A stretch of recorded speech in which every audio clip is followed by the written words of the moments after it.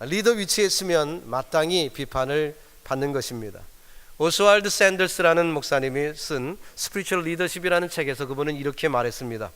비판을 받지 않는 지도자란 아무도 없다. 지도자의 겸손함은 그 비판을 받아들이고 대응하는 태도에서 잘 드러난다고 했습니다. 크리스찬은 이 세상의 리더입니다. 본인이 원든 원하지 않든, 인정하든 인정하지 않든 하나님의 백성은 하나님이 이 땅을 리드할 수 있는 사람들로 세우셨습니다. 그런 의미에서 저와 여러분은 어쨌든 비판의 대상이 될 수밖에 없습니다. 그러나 그것을 어떻게 대처하고 나가는 것은 저와 여러분의 선택일 것이고, 그 결과는 엄청난 차이가 있다는 것입니다. 아무리 좋은 의도로 시작했고, 게다가 하나님의 승인은 물론이고 당대 가장 큰 왕국의 왕으로부터 제가를 받아 시작한 일임에도 불구하고 이 느헤미야와 함께 시작한 이 모든 일은 여지없이 비판의 대상이 되었습니다. 우리가 읽는 느헤미야 4장, 5장, 6장을 계속해서 읽어 내려갈 때 그가 받은 비판들을 볼 수가 있습니다. 그렇지만 그가 어떻게 대처해 나갔는지는 우리의 중요한 귀감이 되는 말씀입니다. 저와 여러분, 우리 크리스찬으로서 우리도 당면하는 비판들을 우리가 어떻게 대처하며 살아야 할 것인가, 오늘 이 말씀을 통해 우리는 귀중한 교훈을 배웁니다. 자, 이 느헤미야와 이스라엘 백성들이 많은 난관을 극복하는데 그들은 여전히 한마음이 돼서 성벽 재건에 힘을 모았습니다. 느헤미야는 각자에게 적절한 일을 맡겨드렸고 그들은 그 맡은 일을 기쁨으로 감당했습니다. 하지만 그 일은 얼마 되지 않아서 비판 앞에 서게 되었습니다. 하나님께서는 그 성을 지으심에 비판 없이 그냥 짓는 것을 허락지 않으셨습니다. 자, 나라 잃은 연약한 민족, 그나마 성이라도 제대로 지어서 그 약탈받는 것을 좀 막으려 하는 그 일, 얼마나 갸륵한 일입니까? 박수를 쳐줄 만한 일이 아닐까요? 자, 그런데 주변 국가들은 그들을 경계하고 있습니다. 이유가 뭘까요? 이유는 단 한 가지입니다. 그들이 하나님의 백성이었기 때문에 그런 것입니다. 하나님의 백성이었기 때문에 세상 사람들은 이스라엘 백성들을 두려워했고 두려움 가운데 그들은 경계한 것입니다. 여러분, 혹시 어떤 구체적인 이유 없이 비난을 받을 때가 있습니까? 그렇다면 그들은 여러분들을 두려워하고 있다는 증거입니다. 여러분을 우습게 보지 못하고 있다는 얘기죠. 만약에 우리를 그렇게 가볍게 여겼다면 우리를 그렇게 위협하거나 혹은 비난하거나 비판하지 않습니다. 이스라엘의 변화, 성벽을 지으려는 그 이스라엘의 변화는 이웃 나라들에게 큰 경계감이 된 것입니다. 그렇기 때문에 그들은 어떻게 하든 방해하려고 했던 것이죠. 우리가 사는 이 미국 땅에서도 그런 경험을 합니다. 한국 사람이 적고 한국 사람이 경제적으로 별로 뛰어나지 못했을 때 이 미국 사람들이 우리 한국 사람들을 동정했었습니다.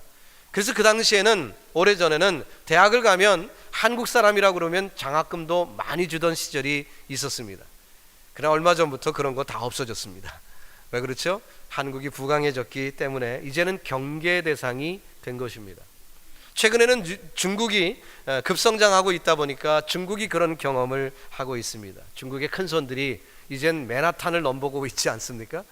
당연히 미국 사람들이 경계하게 되고, 그렇기 때문에 최근에 그 중국 사람들의 부강한 모습들을 미국 신문에 대서특필하면서 경계를 일깨우는 모습을 볼 수가 있습니다.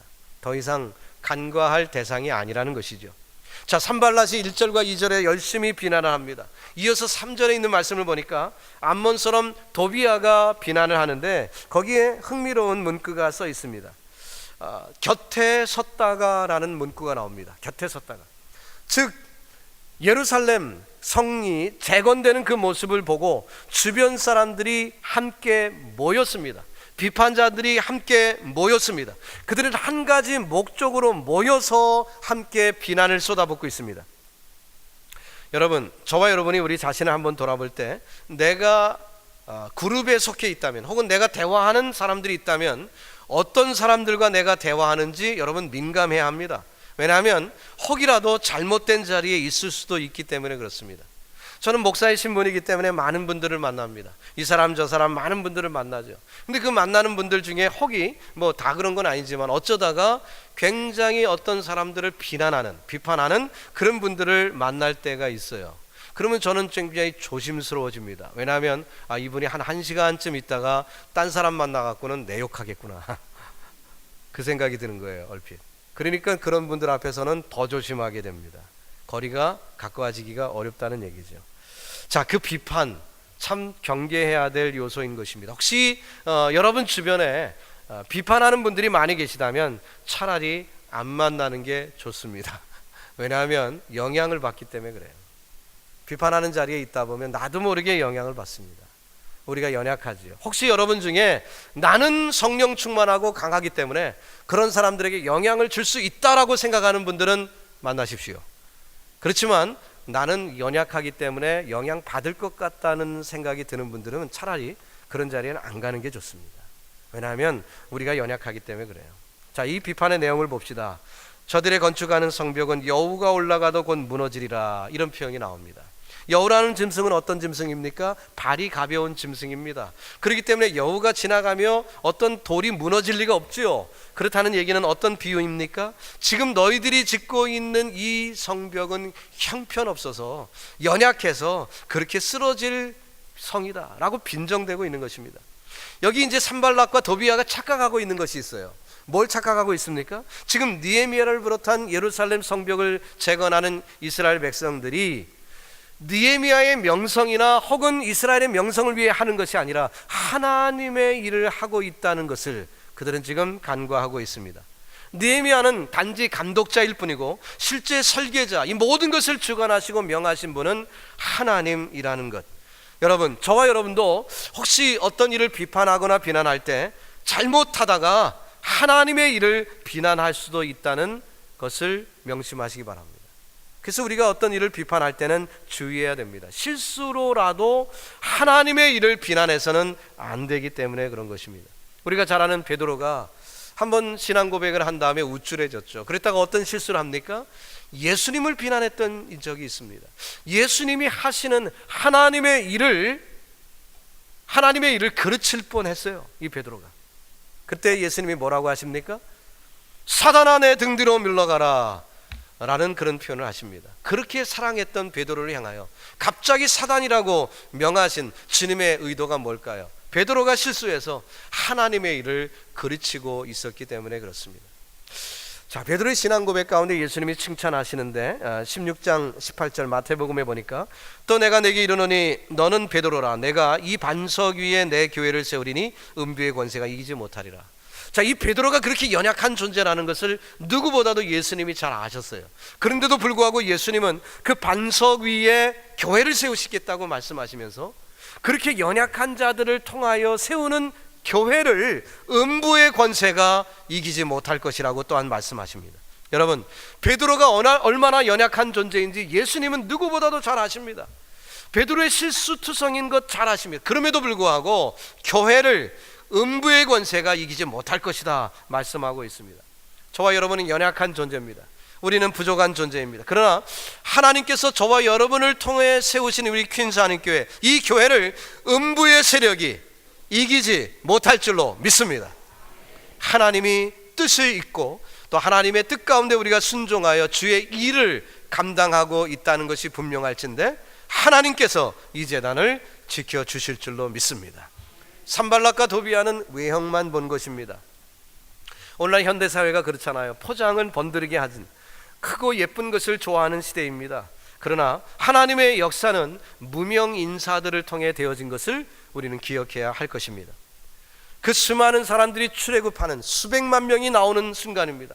그때 그 출애굽의 위대한 일을 하나님이 누구에게 맡기십니까? 망명자요 실패자였던 모세를 불러 그 일을 맡겨주셨습니다.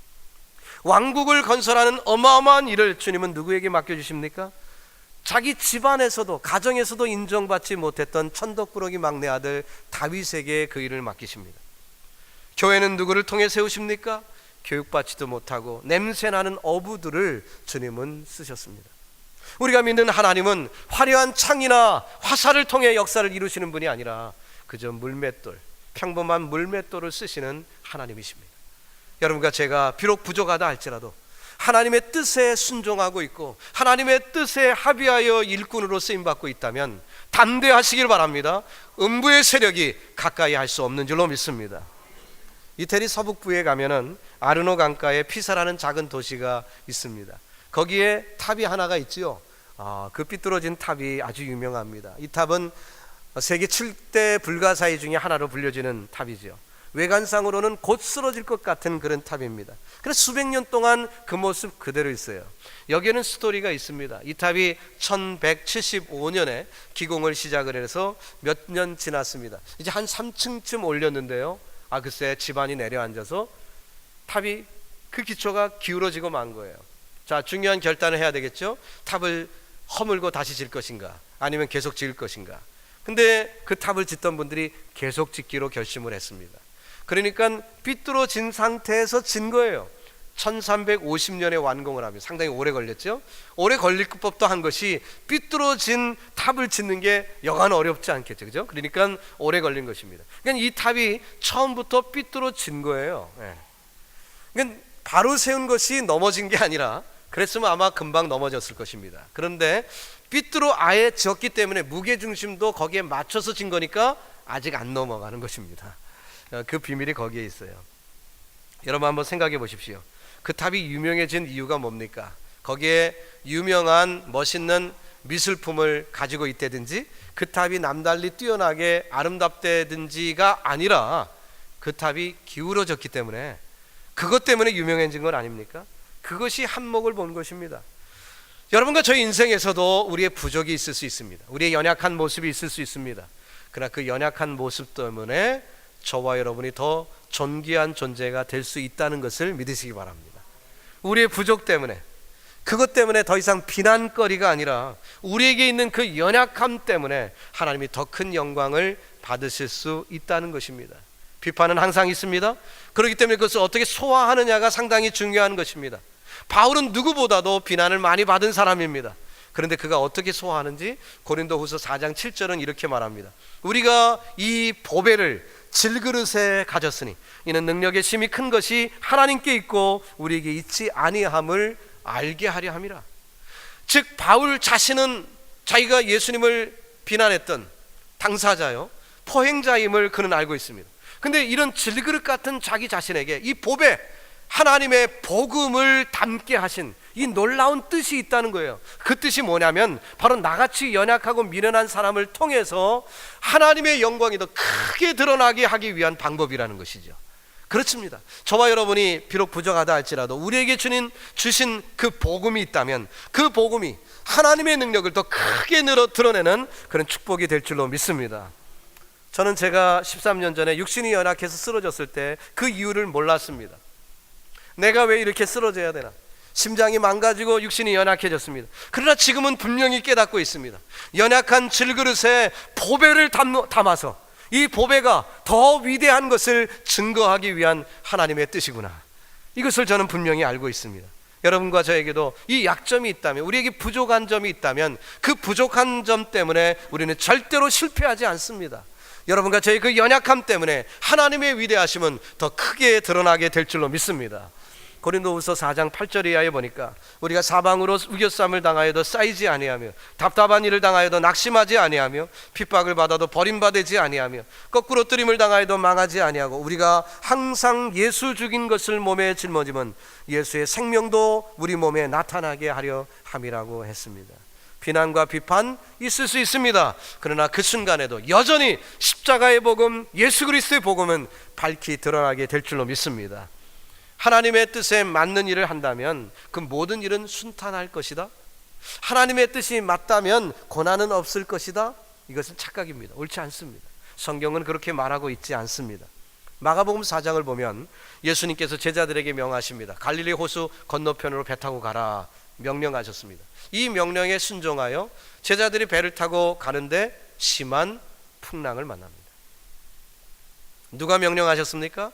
예수님이 명하셨습니다. 그들이 한 일이라는 것은 순종밖에 없었습니다. 그런데 뭐가 왔어요? 풍랑이 왔습니다. 하나님 뜻이 아닌가요? 하나님 뜻입니다. 하나님 뜻이. 바울이 환상 가운데 마게도냐 사람이 와서 도와달라는 이야기를 듣고 유럽으로 발걸음을 옮깁니다. 그러면 모든 것이 평탄해야 되지 않을까요? 그렇지 않습니다. 유럽에서 혹심한 반대에 부딪힙니다. 이 환상을 누가 주신 건가요? 성령님이 주셨습니다. 그러나 환난을 당합니다. 우리가 하나님의 뜻 가운데 있어도 어려움은 올 수 있다는 것 명심하시기 바랍니다. 비판을 받을 수 있습니다. 비난을 당할 수 있습니다. 그러나 그 비판에 어떻게 대응하느냐, 이것이 중요한 것입니다. 오늘 느헤미야를 통해 우리가 읽어볼 때 그가 어떻게 대응했는지 두 가지 중요한 지혜를 배웁니다. 첫 번째는 그는 기도하였습니다. 4절과 5절에 보면 그 비판을 하나님께 나아가 기도하는 장면이 나옵니다. 우리 하나님이여 들으시옵소서, 우리가 업신여김을 당하나이다. 산발락과 도비아의 공격을 받을 때 고민하고 걱정으로 시간을 낭비한 것이 아니라 그 문제를 가지고 하나님께 나아가 기도합니다. 간구합니다. 자, 이 비판을 극복하는 비결 넘버원은 기도입니다. 하나님과의 관계 회복입니다. 그분은 능력이시고 우리는 그 능력을 담는 질그릇입니다. 기도는 하나님과의 바른 관계를 가져올 수 있는 비결이고 그 가치를 깨달을 때 우리는 기도할 수 있습니다. 골리앗 앞에선 다윗이 이렇게 고백합니다. 사무엘상 17장입니다. 또 여호와의 구원하심이 칼과 창에 있지 아니함을 이 무리로 알게 하리라. 전쟁은 여호와께 속한 것인즉 그가 너희를 우리 손에 부시지리라. 아멘. 자, 이 말씀을 했을 때 골리앗이 이 말씀을 이해할 수 있습니까? 그는 이해할 수 없습니다. 그러나 다윗은 믿음으로 고백하는 것이고 오늘 이 시간 예배를 드리는 저와 여러분도 이 말씀의 뜻을 이해할 줄 믿습니다. 하나님의 능력, 전쟁은 여호와께 속한 것인즉 그가 너희를 우리 손에 붙이시리라. 여러분, 저와 여러분은 이 말씀의 뜻을 알아요. 그렇기 때문에 이 말씀을 믿고 그 뜻대로 살아가는 것이죠. 그 능력이 기도하는 성도에게 있는 것입니다. 사실 느헤미야의 기도는 우리를 당황하게 만들 수도 있습니다. 왜냐하면 소위 그 내용을 읽어보니까 저주 기도이기 때문에 그렇습니다. 주의해서 들으십시오. 자, 원수도 사랑해야 되는데 어떻게 이렇게 기도할 수 있을까? 이것이 어떻게 기도의 모델이 될 수 있을까? 바른 기도라면 하나님, 저들이 미련하게 굴고 있습니다. 저들을 용서하여 주옵소서. 뭐 이렇게 기도해야 될 것 같은데 느헤미야는 저들을 벌하소서 이렇게 기도합니다. 참 당황스러운 순간입니다. 느헤미야는 솔직하게 이 모든 것을 하나님께 아뢰고 있습니다. 자, 하나님 앞에서 체면 같은 것 없지요. 그는 솔직하게 비판자들에게 하나님의 뜻이 나타나기를 소원하여 이렇게 말합니다. 그런데 거기에는 근본적으로 준비된 것이 하나 있습니다. 그건 뭐냐면은 그들의 동기가 무엇인지 느헤미야가 간파하고 있었다는 것입니다. 그 일이, 자신들이 하고 있는 일이 하나님의 뜻임이 분명했고 그들이 하고 있는 일이 하나님의 뜻을 방해한다는 것을 분명히 간파했기 때문에 이렇게 말한 것입니다. 우리는 비판이 있을 때 그 비판의 중심을 보아야 합니다. 비판이 어떤 동기에 기인한 것인지 분별력을 가지고 봐야 된다는 거예요. 그리고 그것을 하나님께 가지고 나아가야 되는 것입니다. 그것이 분별력이 잘 없어서 잘 안 보이면 여러분 그것도 하나님께 기도하십시오. 하나님께서 지혜를 주실 것입니다. 야고보서 1장 5절에 이렇게 말했습니다. 너희 중에 누구든지 지혜가 부족하거든 모든 사람에게 후히 주시고 꾸짖지 아니하시는 하나님께 구하라. 그리하면 주시리라 말씀했어요. 우리에게 지혜가 부족합니까? 분별이 잘 안 돼요? 하나님께 기도하십시오. 하나님께서 지혜를 주시고 이것이 하나님의 뜻인지 아닌지 분별할 수 있을 것입니다. 자, 느헤미야는 비판자들 앞에 서기보다 먼저 기도했다고 했습니다. 여러분 혹시 비판을 받습니까? 비난을 받습니까? 어려움이 있나요? 기도로 하나님께 가지고 가십시오. 그리고 분별하세요. 그 비판자들이 비판하고 있는 이유가 무엇인가, 중심이 무엇인가 분별할 수 있는 지혜를 하나님이 주실 줄로 믿습니다. 자, 이렇게 하나님의 뜻을 확인한 다음에 그가 어떻게 합니까? 그 일에 충실하였습니다. 충실하였습니다. 자, 비판에는 건설적인 비판이 있는가 하면 파괴적인 비판이 있습니다. 건설적인 비판은 발전을 위한 것입니다. 목적이 분명합니다. 뜻이 있어요. 그러나 목적의식이나 이런 대안을 갖추지 않은 비판을 위한 비판은 파괴적인 것입니다. 이것은 백해무익한 거예요. 느헤미야는 비난을 받을 때 그 비판자들의 비판이 어떤 비판인지 분별하는 것입니다. 하나님이 지혜를 주셔서 그들의 비난이 백해무익한 비난을 위한 비난, 비판을 위한 비판인 것을 간파한 것입니다. 그렇기 때문에 저들을 벌하소서라고 기도할 수 있었던 거예요. 만약에 우리가 건설적인 비판을 하는 사람들이 있을 때 내 마음에 들지 않는다고, 내가 기분 나쁘다고 그들을 벌해달라고 기도한다면 그는 잘못 기도하는 것입니다. 비판이 있을 때 그 원인을 분명히 보고 목적의식을 분명히 간파했을 때 저들을 벌하소서, 이 기도가 의미가 있는 것입니다. 느헤미야는 어떤 비난과 비난에도 굴하지 않았습니다. 자신이 하고 있는 이 일이 하나님의 일임을 분명히 알았기 때문에 그는 확신 가운데 나아갑니다. 산발락과 도비아가 고삐를 늦추지 않고 그들에게 어렵게 하고 비난을 하고 있지만 느헤미야는 자기가 하고 있는 일을 포기하지 않았습니다. 분명히 하나님의 뜻임을 알았어요.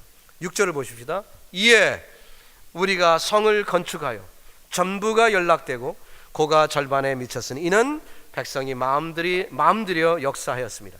이는 이에라는 표현이 나옵니다. 이에 영어에 보면 so 그렇게 나왔어요. 참 재미있죠. 비난이 있고 비판이 있었지만 그러므로 라는 표현이 나왔어요. 참 앞뒤가 안 맞는 것 같지만 느헤미야는 그 일에 약해지지 않았다는 것이죠. 그리고 그 모든 것을 이룰 수 있었던 것은 자기 혼자의 힘이 아니라 백성이 마음들여 연합해서 이 역사를 이루었기 때문이라고 했습니다. With all their hearts, 그 마음을 다해서 수고했다는 것입니다. 자, 여기서 우리가 또 한 가지 중요한 원리를 배웁니다. 기도 생활 중요합니다. 그런데 또 이 기도와 함께 중요한 게 있어요. 그것은 최선을 다하는 삶이 따라야 한다는 것입니다. 자, 운전을 여러분 하시죠. 멀리 장거리 운전을 하기 전에 우리가 기도합니다. 하나님, 세이프 출입을 위해서 기도합니다. 운전대를 친히 지켜주셔서 사고 없이 무사히 목적지까지 갈 수 있도록 하나님 보호해 주세요. 이렇게 기도하지 않습니까? 자, 그렇다면 운전 중에 텍스트하면 됩니까? 안 됩니까? 그렇게 기도했다면 텍스트하지 말아야죠.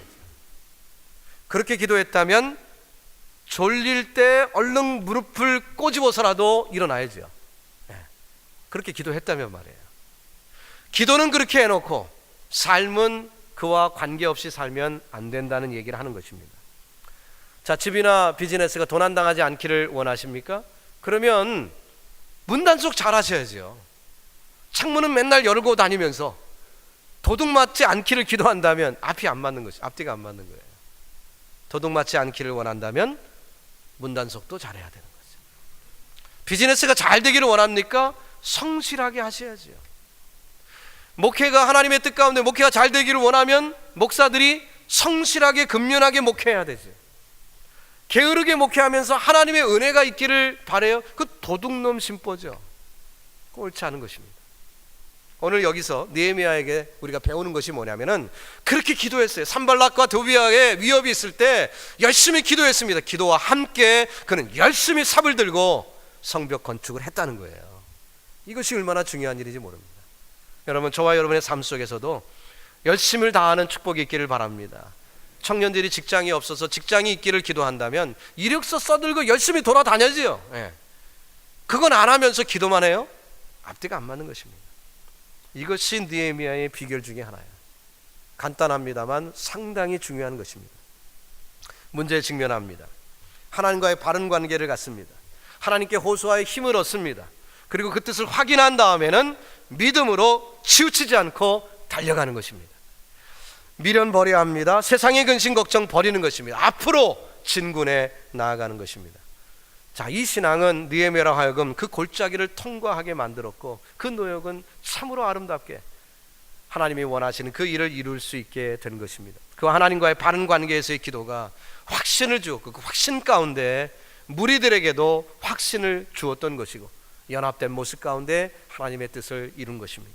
자, 이제 말씀을 정리해 보며 마치려고 합니다. 요한일서 5장 4절에 보면 이런 말씀이 있습니다. 대저 하나님께로서 난 자마다 세상을 이기느니라. 세상을 이긴 이김은 이것이니 우리의 뭐예요? 믿음이니라. 하나님의 능력으로 우리가 세상을 이깁니다. 근데 그 능력이 뭐냐면 우리에게 주신 믿음으로 이기는 거예요. 여러분, 오늘 이 시간 어떤 비난이나 비판 앞에 서 계신 분들이 계십니까? 먼저 하나님께 갖고 가십시오. 하나님 앞에서 관계를 재정비하십시오. 하나님께 지혜를 구하십시오. 하나님의 지혜 가운데 판단의 능력이 있을 것입니다. 내가 하고 있는 일이 하나님의 뜻인가? 하나님의 뜻을 내가 거스르고 있는가? 분명히 볼 수 있을 거예요. 만약에 하나님의 뜻을 거스르고 있었다면 회개하고 돌아서야 마땅할 것이고, 만약에 내가 하고 있는 일이 하나님의 뜻에 맞는 일이라면 좌우로 흔들리지 마시고 진군에 나아가지 마시기 바랍니다. 그럴 때 하나님께서 주신 그 믿음으로 승리하게 될 줄로 믿습니다. 한번 기도하겠습니다.